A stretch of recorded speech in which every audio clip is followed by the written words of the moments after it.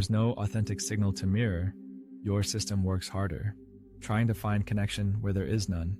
That strain becomes exhaustion. Some traditions describe these dynamics energetically. Energy vampires may not act maliciously, but they siphon vitality. They occupy space without presence.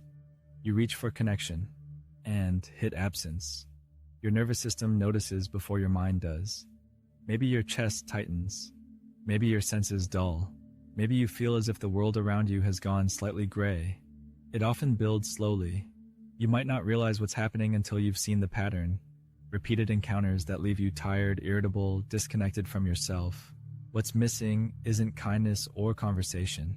What's missing is soul contact, reciprocity, a subtle exchange that affirms your existence.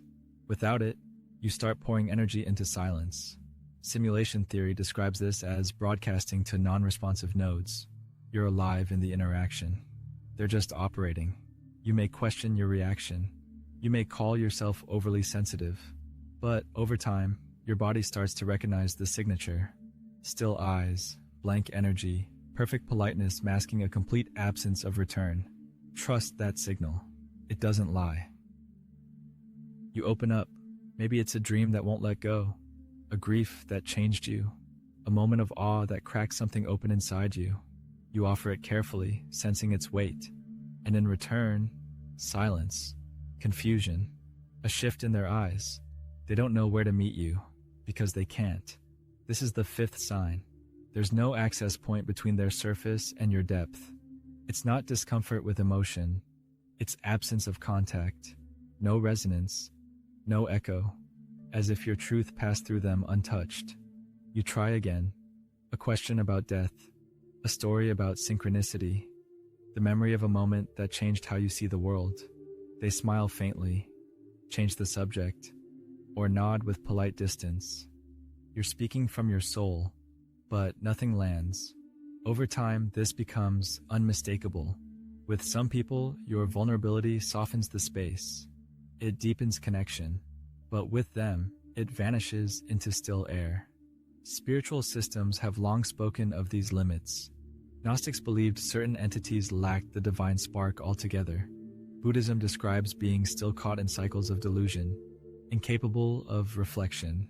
Even simulation theory hints at agents who function, but don't truly engage. This isn't unfamiliarity, it's incapacity. They may say they care. They may even want to understand. But when you bring something sacred, there's no shift, no stillness, no recognition. You start to feel the loneliness of trying to meet someone where they cannot follow. And the grief that comes with realizing the limit is permanent. You may have hoped they'd eventually feel it, that one day something would stir, but some connections never deepen because there's nothing within them to deepen into. That realization cuts cleanly, but it also frees you. You no longer need to shrink, rephrase, or translate your inner world to be understood. You simply need to stop offering it where it disappears. You can love people, you can care for them, but you must know when your soul is speaking into silence. Maybe you felt it for years, around coworkers and friendships, even in family. A subtle absence you couldn't explain. You told yourself it was mood, timing, projection, but deep down, your body always knew. Now you have words. Not to judge, but to recognize. Some people are simply not built for soul connection. They function, they respond, they exist beside you, but they don't meet you.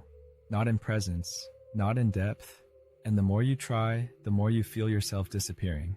This clarity isn't cruelty, it's awareness. When you see the signs, mimicked emotion, scripted words, hollow silence, you can stop pouring yourself into places that can't hold you.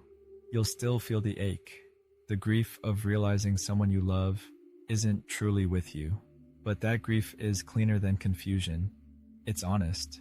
And from it comes a new kind of strength. You don't need to explain your perception. You don't need to convince anyone.